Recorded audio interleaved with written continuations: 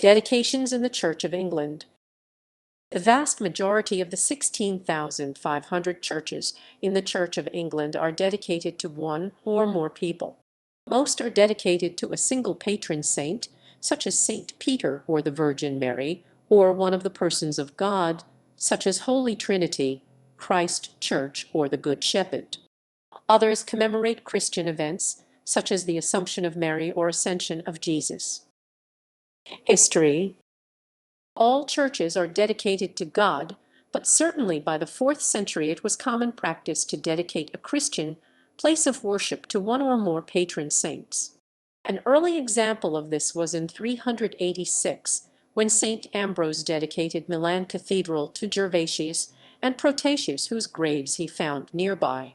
Once the church was established in England, it became practice to dedicate a new church's patron saint during the act of consecration by the diocesan bishop, and in fact Mass could not be held in a building until the consecration act had taken place. There is much evidence of the dedication of churches prior to 800, with most being dedicated to St. Peter or to St. Mary. During consecration the building would usually be named in honor of a holy martyr, but sometimes instead a confessor, matron, or virgin, but nonetheless many churches remained undedicated up until the 13th century. In 1229 the Bishop of Worcester, William of Blois, mandated that all churches in his diocese display the date of dedication and name of patron saint alongside the altar, and many medieval churches would also have a painted image of their patron nearby.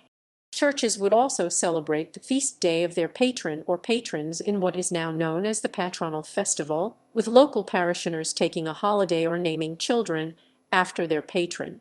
The Protestant Reformation of the 16th century swept away centuries of church tradition.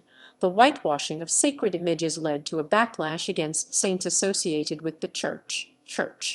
Whilst not prohibiting them, the Book of Common Prayer contained no text for a dedication service, and with new church builds becoming fewer, the practice became less well known. By the 18th century, many churches had even forgotten their dedication entirely, so that when the first books were published listing church dedications in the early 18th century, e.g. Brown Willie's, many of them had been lost. In a modern analysis of his results on the churches of Devon, around a third of the churches were listed as having unknown dedication, and a further third were still having appeared in print. Many took the dedications to be authoritative, and some were thus subsequently adopted by the parish as the authentic dedication. It was the Victorian era, the first great English church building era for centuries, that finally revived the interest in patron saints. By this stage many had rediscovered their original dedication, whereas others changed the dedication to a new patron saint for any number of reasons. Others gave their dedication a more prosaic twist, giving rise to the many churches now known as St. Michael and All Angels, All Hallows, or the Blessed Virgin Mary. By the 20th century, the dedication's continued usage was once again assured, with common usage referring to St. Peter's as opposed to Newton Parish Church. In many cases these are names that have been used at that site for well over 1,000 years, and in others they are simply 18th century mistakes or creations of the Victorian age. Selection of patron saint. There was no single set of rules that governed the choice of patron saint for a church, chapel, or religious foundation, but analysis of existing and historical dedications shows a number of patterns that demonstrate how patrons were often chosen. The most popular saints in terms of numbers of dedications demonstrate the influence of Rome on the history of English Christianity, as well as being major characters in biblical studies, with the most popular being St. Mary, St. Peter, St. Michael, St. Andrew, and St. Paul. One of the clearest reasons for the choice of many dedications was that the church was founded on or near the site of a saint's activity. A large number of these give rise to the dedications of the churches of Cornwall, but others where a settlement built up around a saint's oratory or residence include St. Colbone at Colbone in Devon, St. Beza at St. Bees in Cumberland, and St. Everildes at Everingham in Yorkshire. To these we can add churches founded in existing towns where a saint worked, such as St. Cuthman at Steyning, Sussex, or St. Congar at Badgeworth, Somerset, or those where the saint's remains were buried, such as St. Urith at Chittlehampton, Devon, or St. Ethelbert at Marden, Herefordshire. Other dedications commemorate a site's founder. For example, St. Etheldred at Ely Cathedral or St. Cuthberga at Wimborne Minster, and the collection of relics of foreign saints seems to have inspired the dedications to St. Firmin. One particularly interesting pair of dedications are the churches of St. Olave at either end of London Bridge, whose destruction he initiated to prevent the advance of invading armies. Other saints became known across particular geographical areas, and their church dedications reflect that. St. Kentigern, who reputedly originated in Cumberland, has 10 churches dedicated to him, 9 in Cumberland and 1 in neighbouring Northumberland.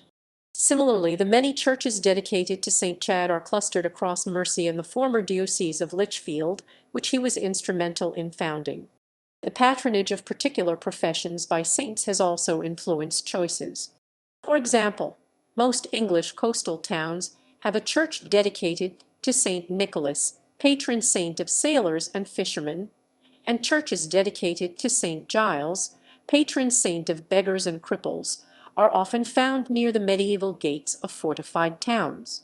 In a similar fashion, the choice of St. Catherine was favored by many institutions, as she is also the patron saint of educators and philosophers.